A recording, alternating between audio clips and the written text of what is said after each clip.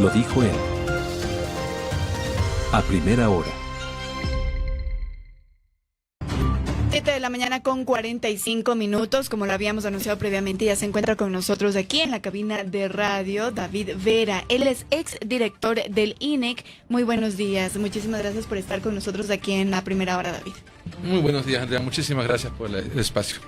Muy bien, vamos a iniciar con el contexto para esta conversación. El presidente de la República en los últimos días ha asegurado a través de su cuenta de red social X que el Ecuador, en el Ecuador se ha reducido la pobreza nacional al 21.4%, siendo el porcentaje más bajo de los últimos 18 años. Y precisamente entonces queremos un poco contrastar esta cifra que ha dado el presidente de la República, Daniel Noboa, con la lectura que usted tiene sobre lo que se ha publicado. Cuéntenos, ¿es así realmente como ha dicho usted que ha trabajado en el INEC? ¿Cómo se está leyendo esta cifra? ¿Cómo se está leyendo? ¿Es buena la lectura que se está realizando sobre esta reducción de pobreza en el Ecuador? Bueno, voy a dividir, digamos, el contexto de esta cifra en tres elementos.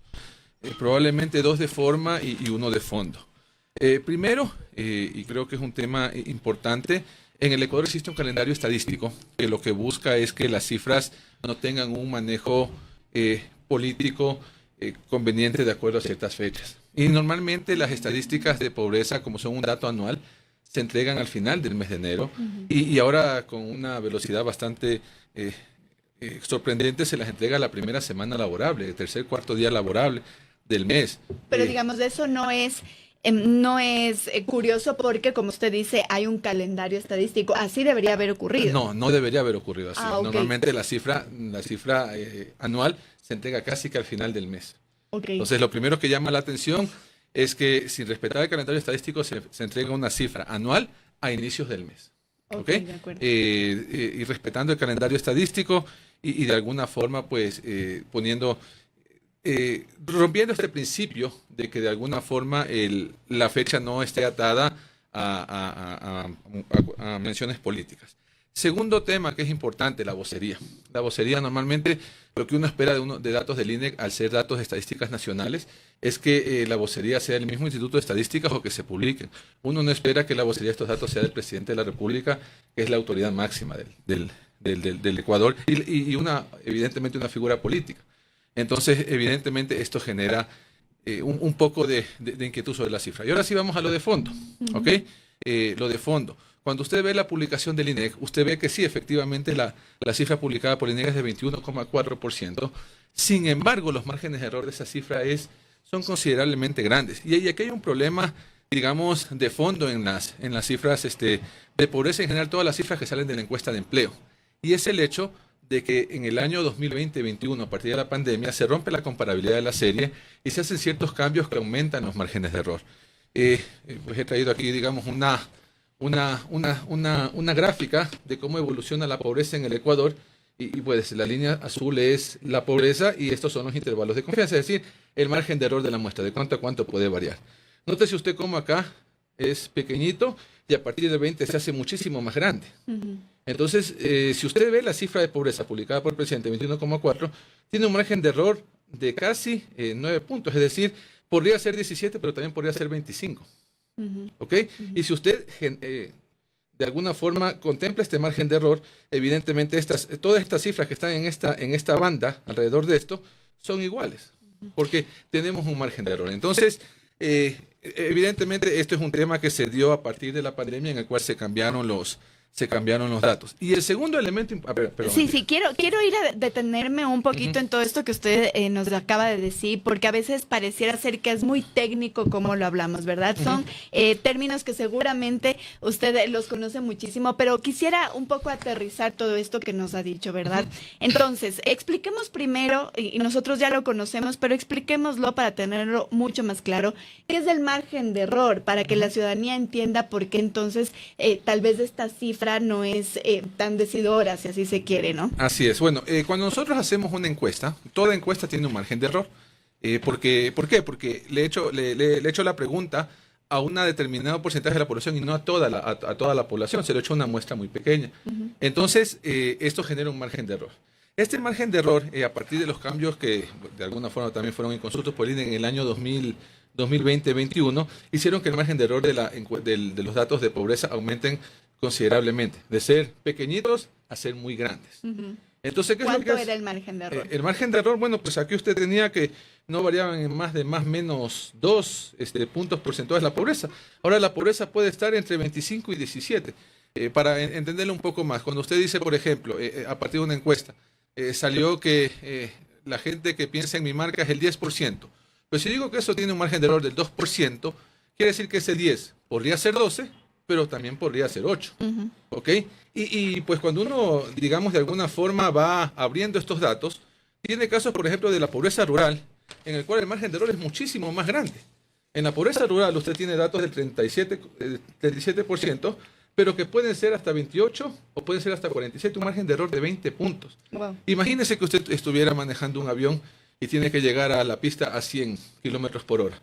Y le dicen, bueno, pero verá que el marcador de velocidad está un poquito dañado. Ese 80 puede ser 100 o puede ser 60.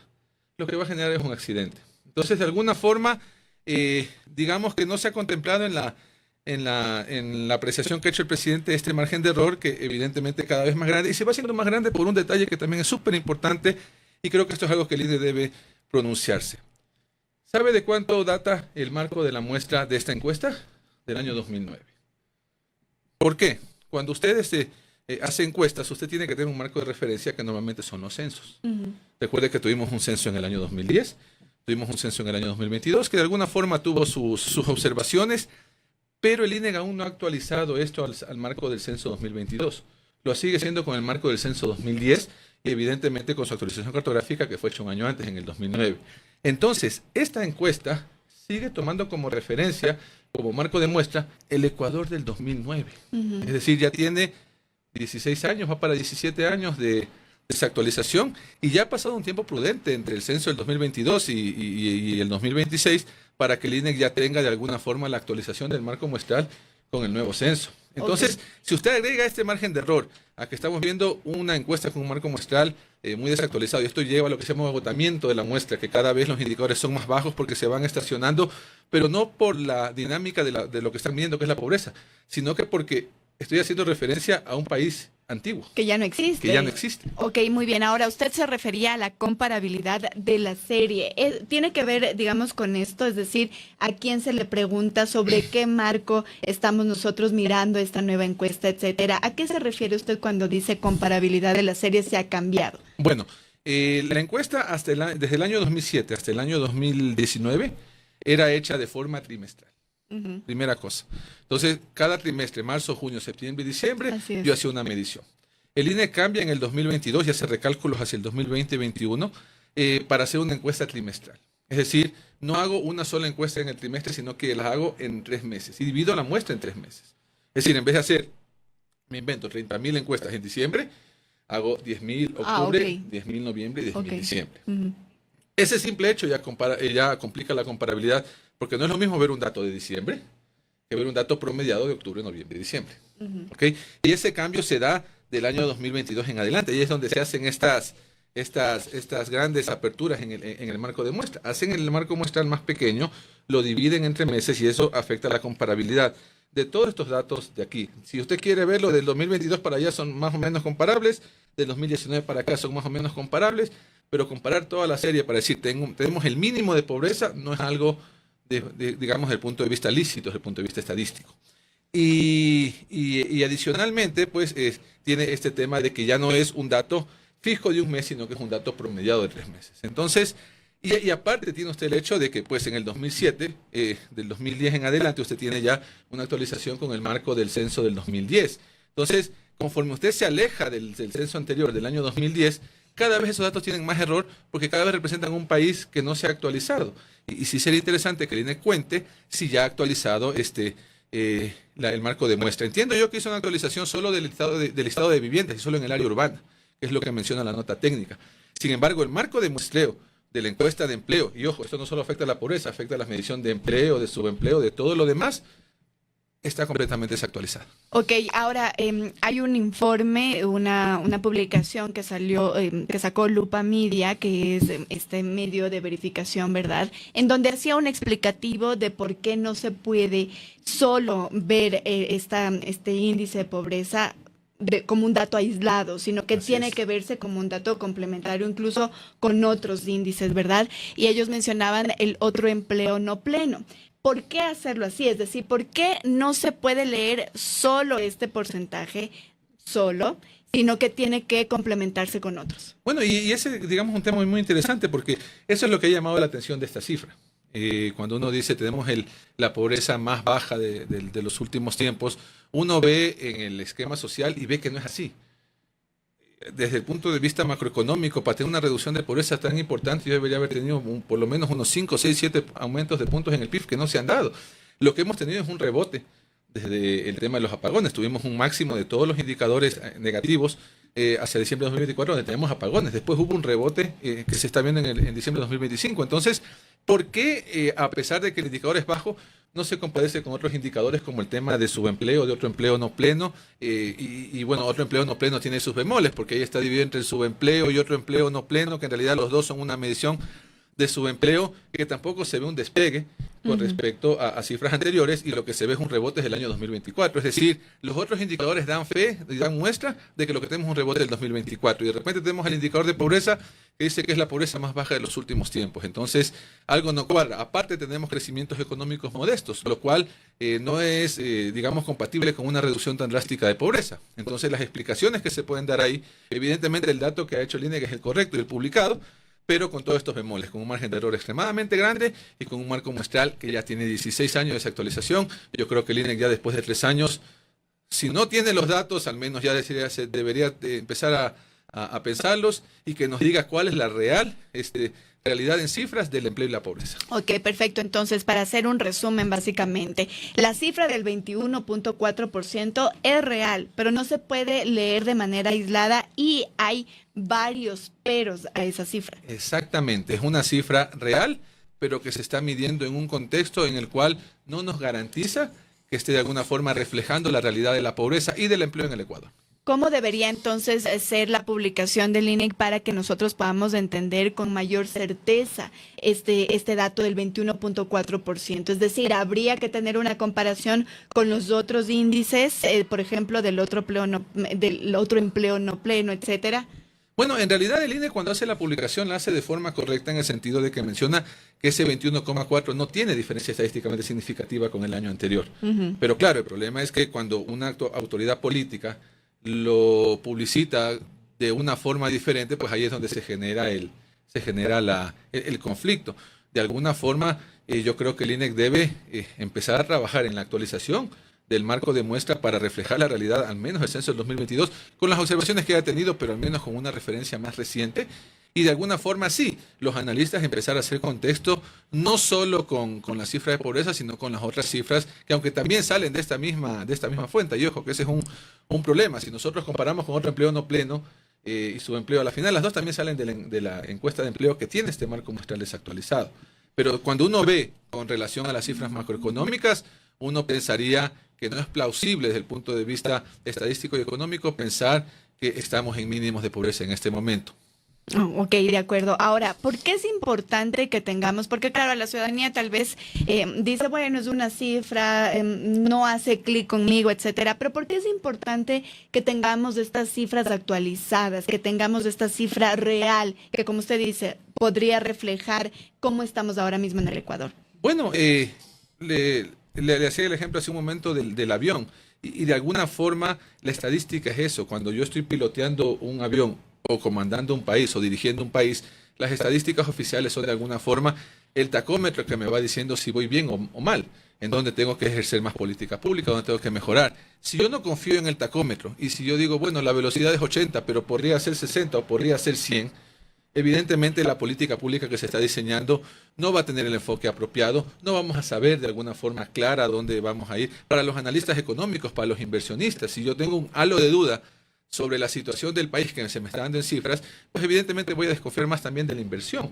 Entonces, las cifras que tengan, digamos, un criterio de transparencia y de actualización, que es lo que hemos conversado también acá, nos lleva a la tranquilidad de que las personas que toman decisiones con esas cifras están tomando decisiones correctas, pero si las cifras son incorrectas, evidentemente las decisiones no lo van a hacer. ¿Por qué cree usted que se ha demorado tanto esta actualización del marco muestral del INEC? Es decir, que no se ha actualizado y que seguimos con este marco muestral del 2010. Bueno, en realidad de alguna forma la única persona que podría responder eso es el INEC, porque ellos son los que tienen las bases de datos. Pero yo me atrevo a pensar, y esto es una hipótesis, yo me atrevo a pensar de que los indicadores cuando la muestra se agota se van estacionando alrededor de ciertos valores. Yo me temo que el rato que se actualice el marco de muestra y se tomen ya datos más actualizados, va a verse una realidad que no es la que se está reflejando y que evidentemente no es políticamente conveniente. Es una hipótesis, los únicos que podrían saber eso es el INE corriendo los datos con la nueva muestra, pero ya se ha visto eso antes. Por ejemplo, cuando nosotros estábamos al 2012 con el marco 2001, uno empezaba a ver ya agotamiento de muestra, indicadores que no mostraban la realidad y de alguna forma cuando ya se hizo el cambio los indicadores tienen un salto y eso pues evidentemente podría no gustar a la autoridad política, dado que el INEC por errores del pasado se adscribió a la presidencia de la República. ¿Cómo pues sacas un dato que le caiga mal a tus jefes y pues estás adscrito al órgano más político que puede haber? Ok, si se actualiza este marco muestral, ¿se podría volver a leer las cifras que se han sacado respecto de lo que nos indica ahora el INEC? Probablemente sí, probablemente el INEC sí podría, digamos, hacer un ejercicio de ver cuánto sale la cifra con el marco anterior y con el marco actualizado, cogiendo evidentemente el marco anterior como un subconjunto de ese, para poder hacer eso y verlo. Pero insisto, es políticamente complejo, no sé si lo vaya a hacer, pero en realidad ahorita creo que el sentimiento de todos los ecuatorianos es que el 21,4% de pobreza no refleja la realidad del país. Perfecto, David. Muchísimas gracias por esta conversación. Es, como decía yo, un tema bastante técnico, pero creo que lo hemos podido también resumir un poco. Muchísimas gracias, Andrea. Gracias a David Vera, ex director del INEC, por esta conversación para preguntarle. Le preguntábamos precisamente si es verdad que Ecuador tiene ahora mismo el nivel más bajo de pobreza en los últimos 18 años. Primera plana. Todas las noticias, todas las voces.